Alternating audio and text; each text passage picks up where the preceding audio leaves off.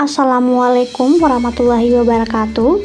Perkenalkan, saya atas nama Dewi dengan NIM H04200003, Prodi Pendidikan Fisika Fakultas Kejuruan dan Ilmu Pendidikan Universitas Sulawesi Barat. Pada kesempatan kali ini, saya akan menjelaskan mengenai hasil wawancara di SMA Negeri 1 Majene sekaitan dengan pemenuhan tugas pengembangan instrumen penelitian. Pada tugas tersebut, kami diarahkan untuk melakukan wawancara kepada guru dan siswa di SMA Negeri 1 Majene. Guru yang diwawancari tersebut yaitu seorang guru fisika dan juga siswa dari SMA Negeri 1 Majene yang relevan dengan pembagian KD yaitu di kelas 10. Pada wawancara yang dilakukan kepada guru fisika tersebut, kami menanyakan beberapa hal. Pertama yaitu terkait dengan kurikulum yang berlaku.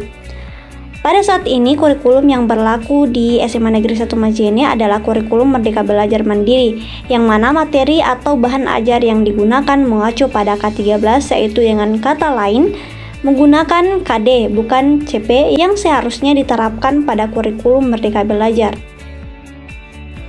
Kedua adalah pengembangan instrumen hasil belajar. Untuk mengembangkan teks kognitif dilakukan oleh guru itu sendiri, dan untuk ranah afektif dan psikomotorik dilakukan melalui pengamatan langsung bukan melalui angket. Untuk tes kognitif masih mengambil contoh soal yang sudah digunakan pada tahun sebelumnya, yang mana pada soal tersebut hanya mengganti angkanya saja. Hal ini dilakukan karena hasil teknik kognitif siswa jika menggunakan soal HOTS kebanyakan akan meremedial, sehingga guru harus bekerja 2 kali lipat, yang mana hal ini membutuhkan tenaga yang lebih besar dan juga waktu yang cukup lama. Untuk itu, sebagai alternatif, guru kadang dalam mengukur ranah kognitif menggunakan tanya jawab secara lisan. Menurut guru tersebut, tanya jawab secara lisan lebih efektif daripada hanya memberikan soal dan dijawab oleh peserta didik. Dengan metode tanya jawab secara lisan, maka peserta didik akan berusaha untuk belajar daripada melakukan ujian tertulis. Pertanyaan ketiga yang ditanyakan yaitu mengenai kendala yang dialami selama menjadi guru dan poin yang perlu dipersiapkan. Guru tersebut memberikan beberapa kendala yang sering dialami dalam kegiatan pembelajaran. Pertama, kejenuhan peserta didik dengan metode yang itu-itu saja dapat membuat minat belajar peserta didik menjadi menurun, dan mana hal ini juga berdampak pada hasil belajar. Jika minat belajar rendah, maka akan berbarengan dengan hasil belajar yang rendah pula.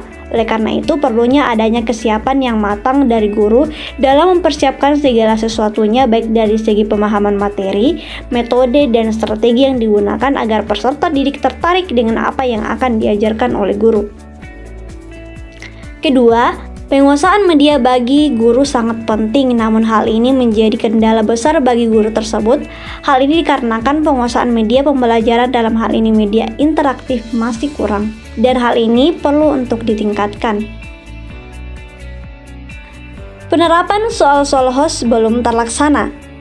Hal ini terjadi karena kesiapan peserta didik belum memadai. Peserta didik lebih suka bertanya daripada membaca. Mereka menjadikan guru menjadi satu-satunya sumber informasi, padahal kita tahu bahwa pada era ini berbagai macam sumber informasi dapat digunakan dan dimanfaatkan untuk menambah wawasan dan pengetahuan. Peserta didik terpaku pada teacher-centered learning, di mana mereka menjadikan guru sebagai pusat informasi, padahal pada saat ini seharusnya yang diterapkan adalah student-centered learning, di mana siswa dituntut untuk mampu memperoleh pengetahuan secara mandiri.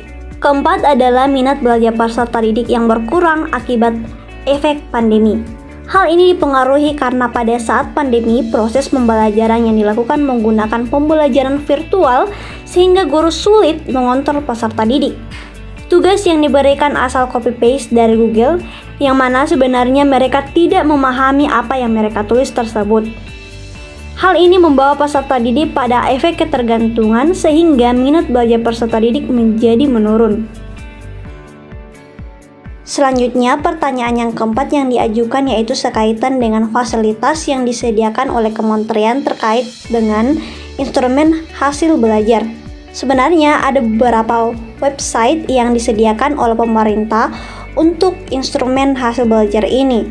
Namun, guru tersebut beranggapan bahwa siswa juga mampu untuk mencari website tersebut di internet sehingga menyalahgunakan karena kunci jawaban pun tersedia. Oleh karena itu, guru tidak menggunakan contoh di website yang disediakan oleh pemerintah.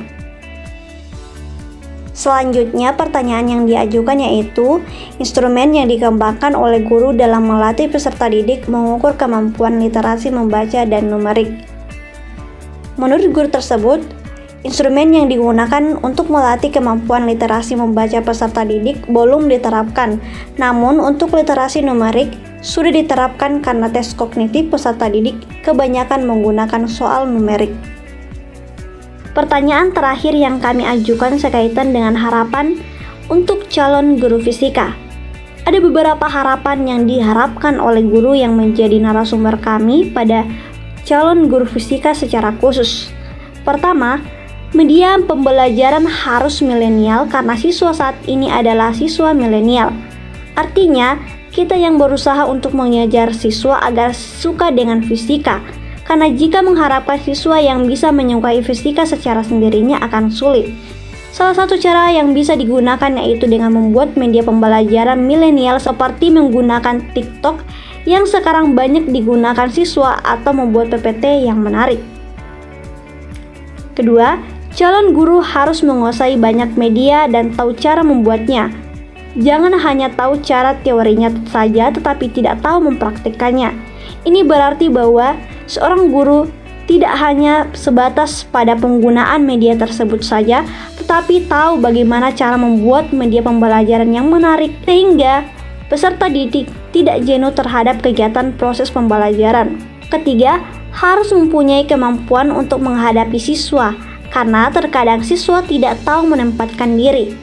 Hal ini kadang terjadi, di mana peserta didik itu menganggap bahwa guru adalah sebayanya, sehingga menggunakan bahasa-bahasa yang seharusnya tidak digunakan kepada orang yang lebih tua daripada kita, khususnya kepada guru.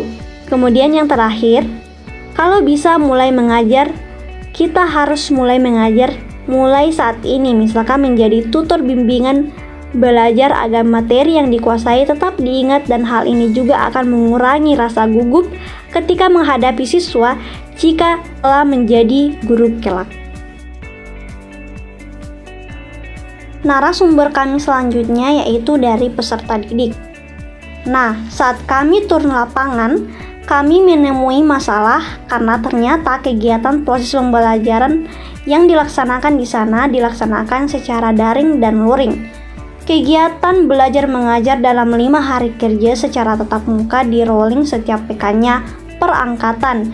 Dan saat kami di lapangan ternyata yang melakukan kegiatan tatap muka adalah kelas 12, padahal sesuai dengan KD yang diberikan itu untuk kelas 10. Sehingga kami melakukan pengambilan data dengan pengisian Google Form.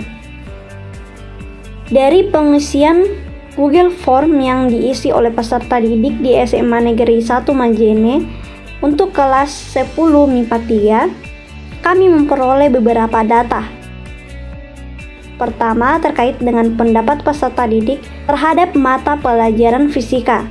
Terdapat 6 narasumber dari peserta didik yang mengajukan jawaban, yaitu dari presentasi yang diperoleh, 0% merasa bahwa fisika itu sangat sulit. 0% peserta didik merasa bahwa fisika itu sulit. Kemudian 66% peserta didik merasa bahwa fisika itu cukup sulit. Selanjutnya, 50% peserta didik menganggap bahwa fisika itu mudah. Dan 0% peserta didik menganggap bahwa fisika itu biasa saja. Dari pengisian dan jawaban yang diberikan, dapat kita simpulkan bahwa kebanyakan peserta didik menganggap bahwa fisika itu cukup sulit. Pertanyaan yang diberikan selanjutnya sekaitan dengan soal yang disukai.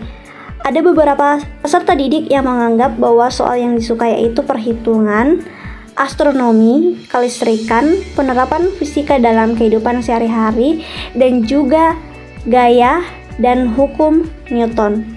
Kesulitan yang kadang dialami oleh peserta didik dari 6 narasumber yaitu cara mengajar guru yang tidak maksimal, banyaknya rumus, soal-soal literasi, guru yang pilih kasih, dan juga cara mengajar guru yang terlalu cepat, serta soal-soal host. Terkait dengan saran yang diberikan untuk guru fisika yaitu pertama, dalam menjelaskan guru harus mendetail dan harus membuat peserta didik paham dulu baru melangkah pada penjelasan. Kedua, guru dalam kegiatan pembelajaran tidak hanya menerapkan model ceramah. Ketiga, model pembelajaran penting agar peserta didik bisa mengikuti kegiatan pembelajaran tanpa merasa terbebani. Hal ini saya simpulkan dari salah satu peserta didik yang menganggap bahwa saat guru mengajar itu langsung perhitungan sehingga peserta didik menjadi pusing dan tidak memahami pembelajaran. Selanjutnya, seorang guru harus memperhatikan potensi setiap peserta didik dan juga karakter mereka masing-masing. Dan terakhir, media pembelajaran sangat penting untuk memaksimalkan pembelajaran. Untuk itu, guru diharapkan menguasai hal tersebut. Sekian penjelasan dari saya. Wassalamualaikum warahmatullahi wabarakatuh.